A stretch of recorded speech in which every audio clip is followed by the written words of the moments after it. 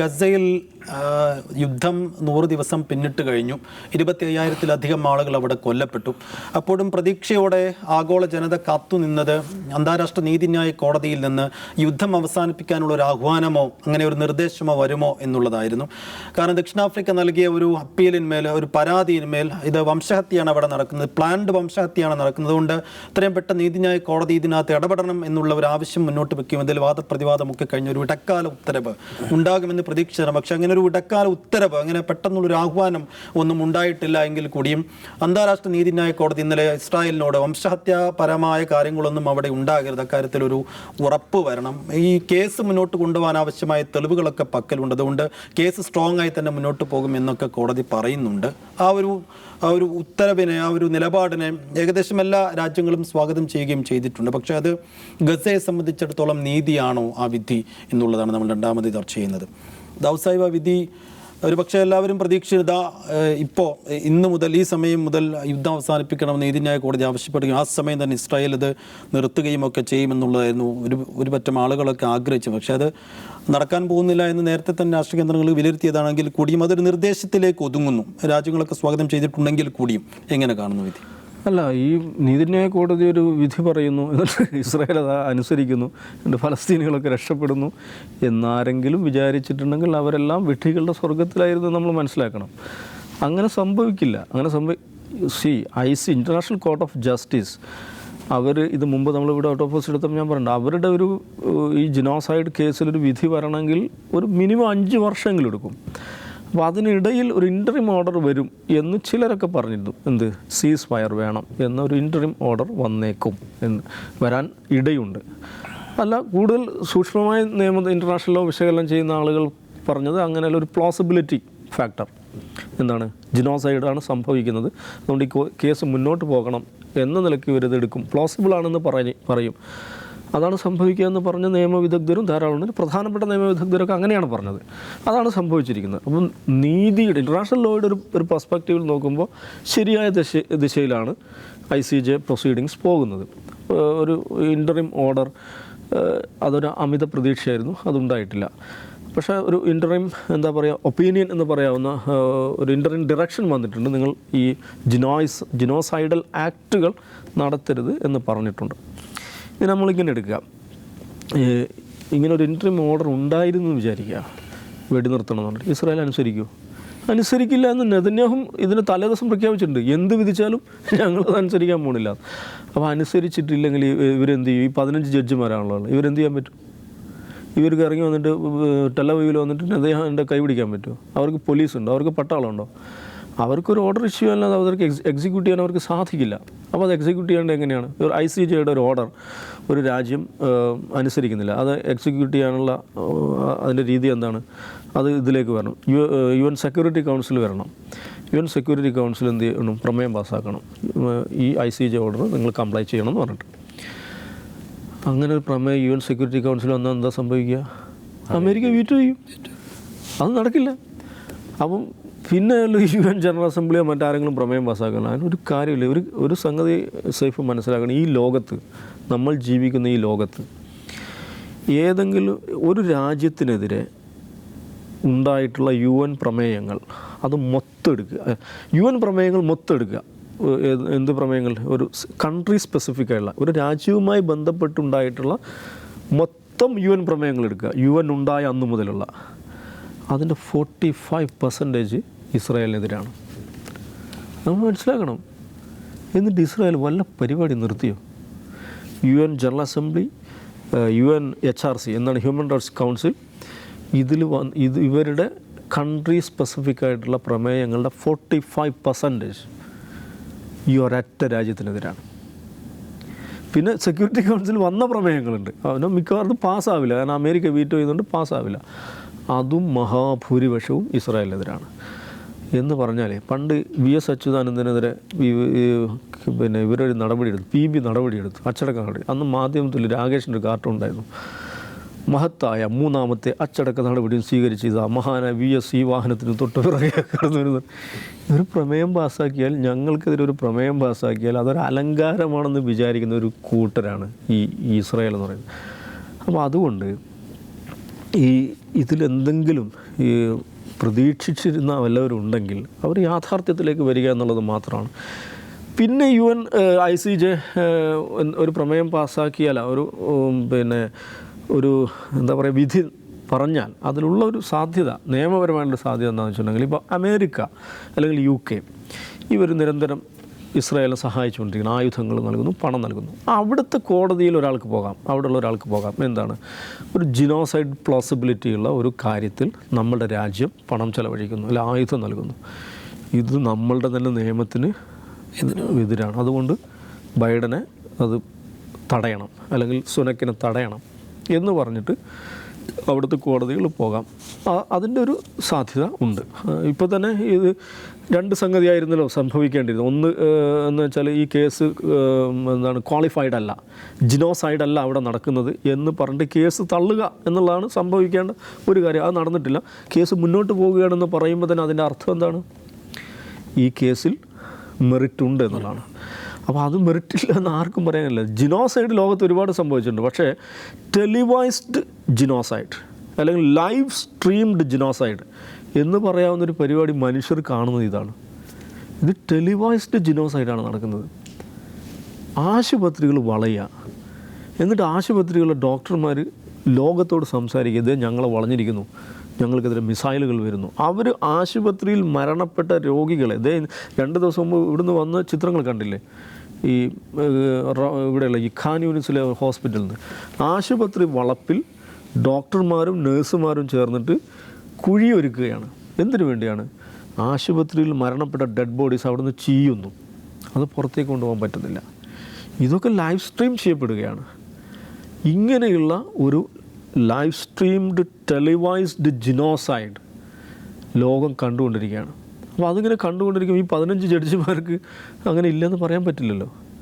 അപ്പോൾ അവർ ആ case admit ചെയ്തു.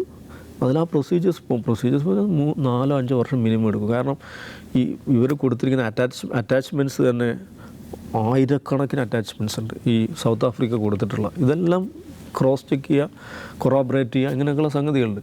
അതിൽ 500 അറ്റാച്ച്മെൻറ്റ് ഈ ജിനോസൈഡൽ ഇൻറ്റൻറ്റ് ഇവർക്കുണ്ടായിരുന്നു, ഇസ്രായേലിനുണ്ടായിരുന്നു എന്ന് തെളിയിക്കാൻ ആവശ്യമായിട്ടുള്ള സ്റ്റേറ്റ്മെൻറ്റ്സാണ്. ആരുടെ statements? Israeli political leaders, Israeli officials. Political leaders പറഞ്ഞാൽ ആരാ? പ്രസിഡൻറ്റ്, പ്രധാനമന്ത്രി, പ്രതിരോധ മന്ത്രി, ധനമന്ത്രി, ഇവരൊക്കെ നടത്തിയിട്ടുള്ള സ്റ്റേറ്റ്മെൻറ്റുകളുണ്ട്. ഹ്യൂമൻ ആനിമൽസാണ്, അവരെ തുടച്ചു നോക്കും, അവർ അമാലിക്സാണ്, അവർ ബെർബേറിയൻസാണ് എന്നൊക്കെ പറഞ്ഞുകൊണ്ട് ജിനോസൈഡിന് പ്രേരിപ്പിക്കുന്ന തരത്തിലുള്ള സ്റ്റേറ്റ്മെൻറ്റ് അവിടുത്തെ ടോപ്പ് അതോറിറ്റിയുടെ ഭാഗത്തു നിന്നുണ്ടായിട്ടുണ്ട്. ഇപ്പുറത്ത് ഗസയിൽ വന്നിട്ടുള്ള IDFൻ്റെ ഭടന്മാർ ചെയ്തിട്ടുള്ള ടിക്ടോക്ക് വീഡിയോസ് ഉണ്ട്. അവരവിടുന്ന് പറഞ്ഞ കാര്യങ്ങൾ, ചെയ്തു കൂട്ടിയ കാര്യങ്ങൾ, ഈ കുഞ്ഞുങ്ങളെയും സ്ത്രീകളെയും കൊന്നിട്ട് അതിൽ അർമാദിച്ചുകൊണ്ട് നടത്തി അവർ ചെയ്തിട്ടുള്ള വീഡിയോസ് ഉണ്ട്. ഇതൊക്കെ ഇവർ അറ്റാച്ച്മെൻ്റായിട്ട് വെച്ചിട്ടുണ്ട്. ജിനോസൈഡിൽ ഇൻറ്റൻറ്റ് കാണിക്കാൻ വേണ്ടി മാത്രം 500+ അറ്റാച്ച്മെൻറ്റ്സ് ഉണ്ട്. ഇതൊക്കെ പരിശോധിച്ച് വർഷങ്ങളെടുക്കുന്നൊരു പ്രക്രിയയാണ്. അതിൻ്റേതായ ഒരു വാല്യൂ ഉണ്ടാവും. ഡിപ്ലോമാറ്റിക് ഫ്രണ്ടിൽ ഇസ്രായേലിന് അതിൻ്റെ ഡാമേജ് ഉണ്ടാവും. ഒരു കാര്യം നമ്മൾ മനസ്സിലാക്കി, ഇതേ ICJ International Court of Justice 2004 ഇസ്രായേലിനെതിരെ ഇസ്രായേൽ അവിടെ വെസ്റ്റ് ബാങ്കിൽ പണിതിട്ടുള്ള ഇതുണ്ടല്ലോ അപ്പാർത്തൈഡ് വാൾ, അത് പരിഗണിച്ചിട്ടുണ്ട്. അത് പരിഗണിച്ചതിന് ശേഷം ഏതെങ്കിലും രാജ്യം ഇങ്ങനെ കേസ് കൊടുത്തില്ല. UN തന്നെ റെഫർ ചെയ്തു, ഈ വാൾ അവിടെ ഉണ്ട്, അതിനെക്കുറിച്ചുള്ള നിങ്ങളുടെ ലീഗൽ ഒപ്പീനിയൻ വേണമെന്ന് പറഞ്ഞിട്ട്.